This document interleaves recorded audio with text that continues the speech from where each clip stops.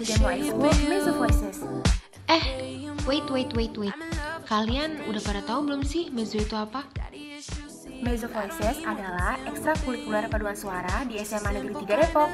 Mezzo Voices pertama kali didirikan pada tahun 1998. Pencetusnya adalah Kak Natania Citra. Pada awalnya, Mezzo Voices masih seperti vokal grup yang hanya memiliki sedikit anggota loh. Kemudian, Kak Natania dan rekannya mengajukan supaya Mezzo Voices menjadi bagian dari organisasi sekolah. Setelah disetujui, Mezzo Voices akhirnya menjadi ekstrakurikuler resmi di SMA Negeri 3 Depok. Mezzo Voices merupakan ekstrakurikuler yang bergerak di bidang seni sebagai wadah untuk mendukung minat dan bakat mereka dalam seni suara. Ekstrakurikuler Mezzo Voices ini di bawah binaan Bu Sinta. Oh iya, Mezzo Voices juga punya pelatih loh, namanya Kak Adi. Pasti harus punya suara yang bagus kalau mau masuk Mezzo Voices. Enggak kok, kita di sini diajarin buat ngolah suara kita agar lebih baik lagi. Nah bener banget tuh, kita di sini sama-sama belajar, jadi jangan takut ya buat masuk Mezzo. Pengen join sih, tapi pasti isinya anak cewek semua. Cewek semua? Enggak kok, buktinya gue sama teman-teman gue cowok juga ikut Mezzo. Tuh guys, bener banget. Jadi Mezzo itu nggak perlu punya suara bagus. Dan untuk anak laki-laki, boleh banget join ke Mezzo.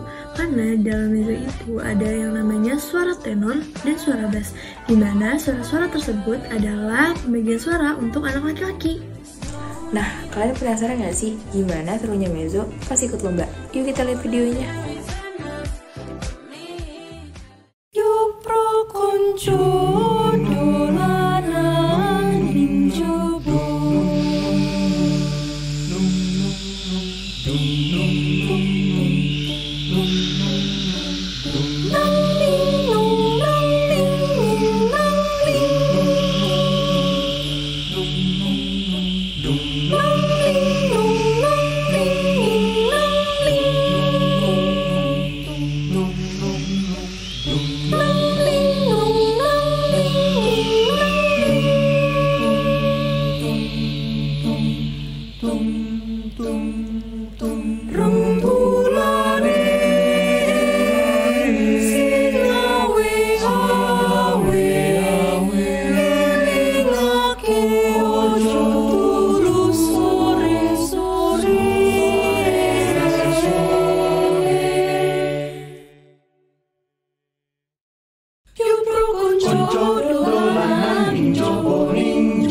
Padang pura, padang koyo rino, yorino, remulane, singawe awe, ngeringake ojo turu sore, yo konco ladang badan jobo, padang pura, padang koyo rino, remulane, singawe awe, ngeringake ojo turu sore.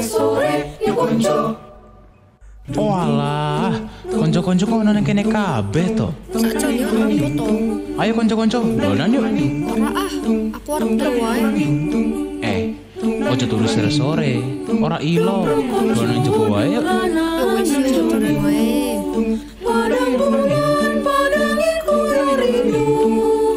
Remulane, singawe awe, ngeringake ojo turu sore.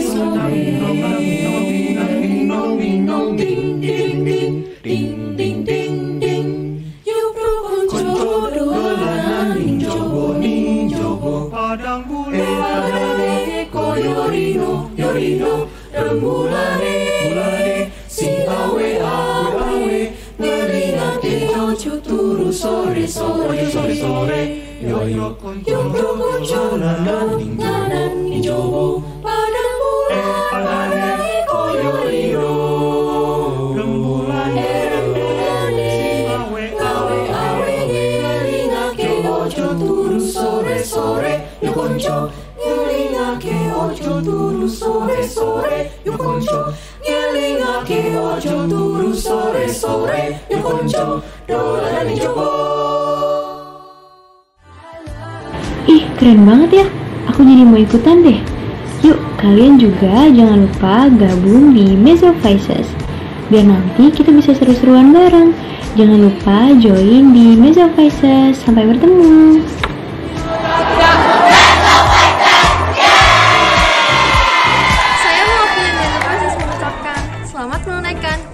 Selasa.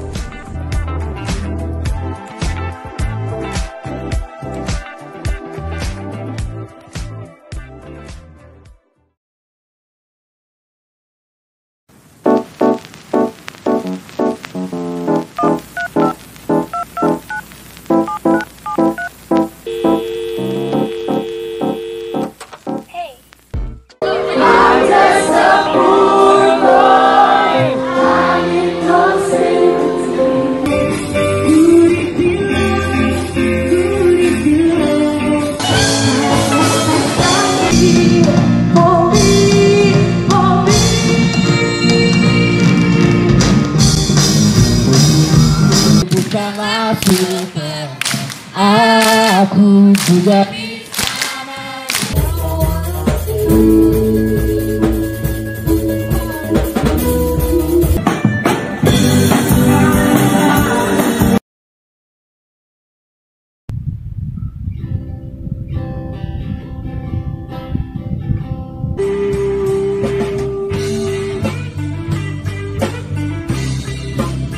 mendengar kamu bercerita.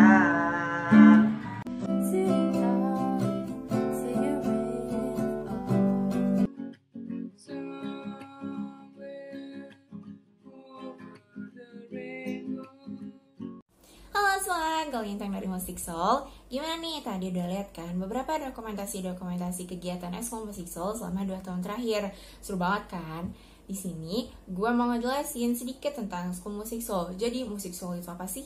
Musik Soul adalah salah satu ekskul seni di Semanti, yaitu ekskul band yang sudah didirikan dari tahun 2007 oleh salah satu siswa Semanti yang bernama Gabriel Immanuel David Renato. Wow, udah lama banget. Nah, di sini tuh kalian bisa banget menyalurkan ataupun mengembangkan minat bakat kalian dalam bermain alat musik ataupun bernyanyi. Nah, gimana nih yang nggak bisa? Oh, tenang aja, jangan khawatir, karena di sini tuh kita bakal belajar bareng-bareng. Jadi dari kalian yang nggak bisa main alat musik apapun, jadi jago banget, itu bisa banget di Musik Soul. Nah, dan juga seperti yang kalian tahu, Semanti ini banyak banget kan acaranya. Kita itu sering banget diundang untuk mengisi acara-acara tersebut. Contohnya adalah pensi awal, bulan bahasa, hari guru, dan lain-lain. Kesempatan kalian untuk mengisi acara-acara tersebut juga sangat banyak karena kita ini sistemnya bergantian, jadi nggak itu-itu aja yang main. Kita juga punya satu acara andalan tiap tahunnya, yaitu Smention. Nah, Smention ini adalah acara yang kita adain berupa perlombaan band luar sekolah tingkat SMA. Gimana tuh? Keren banget kan? Nah, habis ini aku juga mau ngasih kalian satu penampilan spesial dari Musik Soul khusus untuk Tarhib Ramadan tahun ini. Gimana nih? Penasaran kan? Langsung aja kita tonton. Enjoy!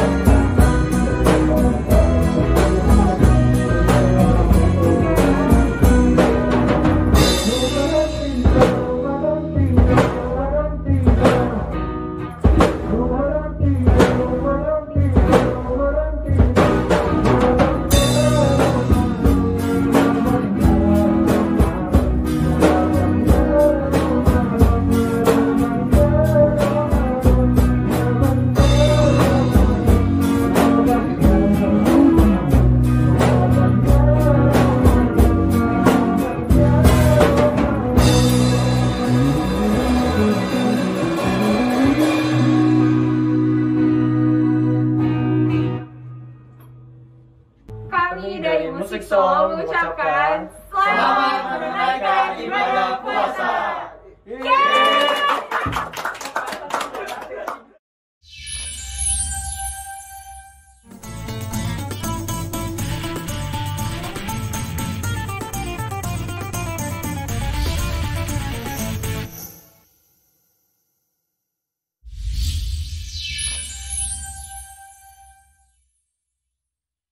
Assalamualaikum warahmatullahi wabarakatuh. Waalaikumsalam warahmatullahi wabarakatuh. Apa kabar teman-teman semua? Balik lagi nih kita ke acara Amaliyah Ramadan SMA Negeri 3 Depok. Bersama saya Alivia Isfana selaku host pada tausiah kali ini. Alhamdulillahirrabbilalamin wabihi nasta'in wa ala umurid dunya waddin wassalatu wassalamu ala asyrofil anbiya wal mursalin wa ala alihi wa sahbihi ajmain amma ba'du. Puji syukur kehadirat Allah Subhanahu wa Ta'ala atas berkat rahmat dan karunia-Nya kita dapat bertemu lagi dalam keadaan sehat walafiat. Dan tak lupa kita panjatkan sholawat serta salam kepada Nabi besar kita Muhammad SAW. Nah teman-teman udah lihat kan video yang tadi? Itu adalah contoh-contoh seni dalam SMA Negeri 3 Depok. Kalian tahu nggak sih seni budaya itu apa? Seni budaya merupakan segala sesuatu yang diciptakan manusia mengenai cara hidup dan berkembang biak secara kelompok yang mengandung unsur keindahan. Apa sih pentingnya seni budaya itu? Seni budaya itu penting karena menyeimbangkan kehidupan sosial, ekonomi, kebangsaan, bahkan soal kehidupan beragama. Kalian penasaran gak sih apa hubungannya Islam dengan seni budaya? Nah, pas banget nih kita udah kehadiran guru kita Bapak Sandria Fatur Rahman yang akan menyampaikan materi tentang peran Islam dalam perkembangan seni dan budaya. Tanpa membuang waktu lama, waktu dan tempat dipersilakan. Bismillahirrahmanirrahim. Assalamualaikum warahmatullahi wabarakatuh. Waalaikumsalam warahmatullahi wabarakatuh. Subhanallah bihamdihi subhanallahil azim adada khalqihi wa ridha nafsihi wa zinata risihi wa midada kalimati. Subhanaka la ilma lana illa ma 'allamtana innaka anta alimul hakim. Rabbi sahri sadri wa yassir li amri wahlul 'uqdatam min lisani yafqahu qawli. Rabbi a'udzubika min hamadati syayatin wa a'udzubika rabbi ayahdurun. Puji syukur hanya milik Allah yang telah memberikan kita keberkahan, kesehatan, limpahan rahmat. Pada hari ini kita dapat melakukan rutinitas kembali di bulan suci Ramadan dalam bingkai kegiatan Amaliyah Ramadan, yang mana pada kegiatan ini kita niatkan, kita khususkan, kita khusyukkan diri kita, hati kita, pikiran kita semata-mata mendapatkan ridha Allah Subhanahu wa Ta'ala. Anak-anakku yang dicintai oleh Allah Subhanahu wa Ta'ala, tadi sempat disinggung oleh host bahwasanya hari ini tema yang akan diambil itu adalah tentang peran Islam atau pandangan Islam atau hubungan Islam terkait tentang seni dan budaya.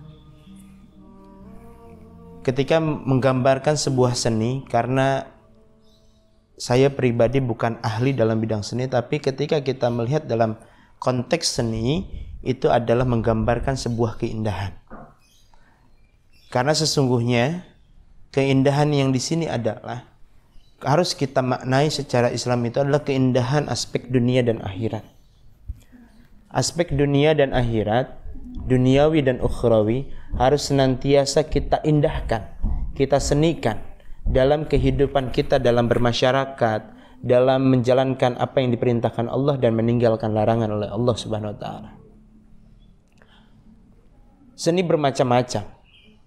Kita lahir di negara yang penuh sekali akan seninya, akan budayanya, yang sehingga kultur-kultur yang hadir dalam dunia ini, khususnya di Indonesia, itu senantiasa sangat banyak dan kita pun sulit untuk menghafalkan. Gitu. Bahkan dalam sebuah kisah gitu ya, dalam sebuah kisah yang digariskan oleh para waliullah, para wali songo 9, itu menceritakan banyaknya instrumen-instrumen seni yang digunakan. Dari mulai gamelan, dari mulai wayang, dari mulai apapun instrumen seni itu digunakan. Untuk apa? Untuk mendakwahkan. Karena apa? Masyarakat pada saat itu membudayakan atau melakukan rutinitas kegiatan seni itu dengan hal-hal yang seperti itu. Maka datangnya Wali Songo di situ, hadirnya Wali Songo di situ atas perintah Allah Subhanahu wa taala untuk mendakwahkan dirinya, untuk mendakwahkan Islam, itu hadir di sana untuk melihat kultur dan budaya yang hadir pada wilayah tersebut. Karena bicara terkait tentang seni, bicara dan juga kita bicara terkait tentang keindahan, Allah sangat mencintai dan Allah sangat menyukai tentang keindahan. Tinggal bagaimana caranya kita bisa membingkai ini, keindahan ini menjadi sebuah bingkai menuju kepada ridhonya Allah Subhanahu wa taala. Kita tahu bahwasanya seni musik itu adalah seni yang sangat mengasyikkan, sangat syahdu dan indah untuk didengarkan. Tapi bagaimana caranya kita formulasikan seni musik itu dengan seni musik yang sesungguhnya?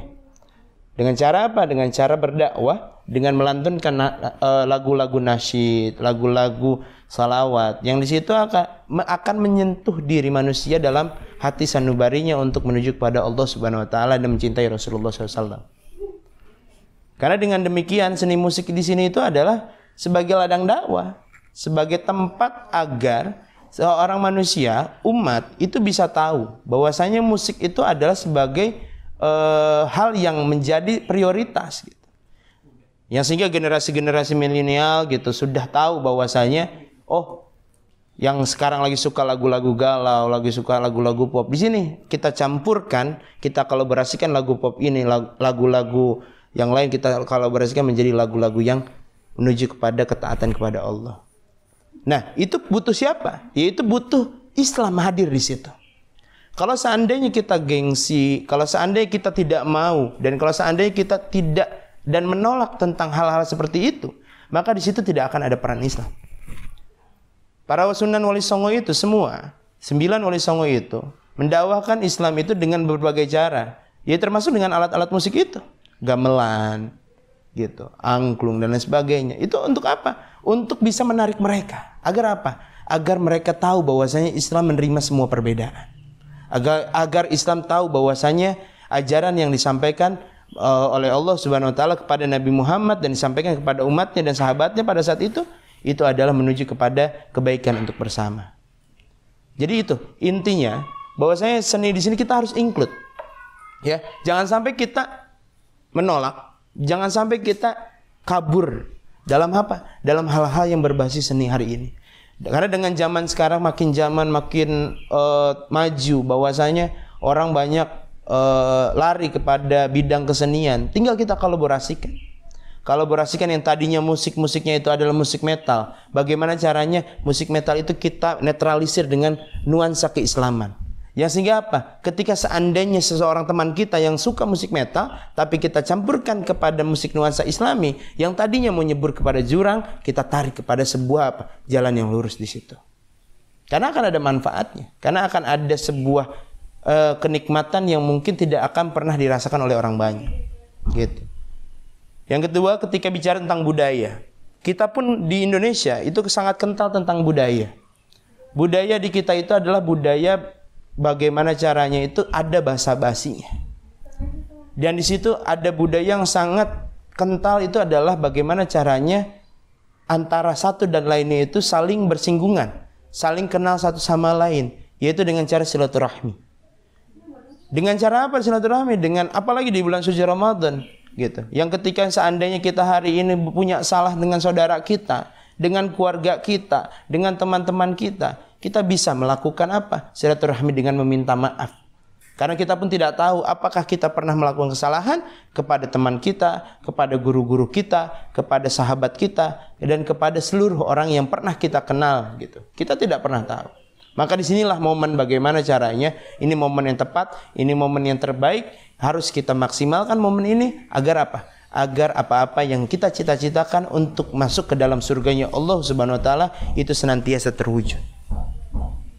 Anak-anakku yang dicintai oleh Allah Subhanahu wa taala, pentingnya seni dan juga pentingnya budaya yang hadir di kehidupan kita hari ini itu adalah sebuah prioritas utama. Karena tanpa peran Islam hari ini, Islam akan sangat ditakuti, Islam akan sangat dikucilkan. Tapi ketika kita mengkolaborasikan ini semua, tapi tetap dalam rule menuju kepada jalannya Allah Subhanahu wa taala, itu akan menjadi suatu keterbaikan di kemudian hari. Gitu. Jadi ketika seandainya kita selalu memikirkan bahwasanya nanti kan kalau kita ikutan seni nanti kita akan lalai. Nah, disitulah bagaimana kita dapat mengontrol diri kita, dapat memaksimalkan diri kita ketika seandainya waktunya azan, waktunya ibadah kepada Allah, itu kita stop dulu. Gitu. Jadi salahnya orang-orang itu berpersepsi bahwasanya musik itu melalaikan dan sebagainya. Ketika seandainya kita bisa memaksimalkan diri kita dan kita juga bisa menjaga apa yang menjadi kepribadian kita, akidah dan akhlak kita, disitulah titik bahwasanya kita tidak akan pernah melakukan kelalaian kepada Allah Subhanahu wa taala. Tadi sempat saya singgung bahwasanya keindahan yang dimaksudkan dalam seni itu kita bisa menjadi multi tafsir. Apa salah satunya? Multi tafsir di sini itu adalah ya keindahan dalam segi akhlak. Yang saya tarik kenapa kepada akhlak, pada dasarnya sabar itu adalah seni. Sabar itu adalah seni, ikhlas itu adalah seni. Bersyukur itu adalah seni. Apa seninya?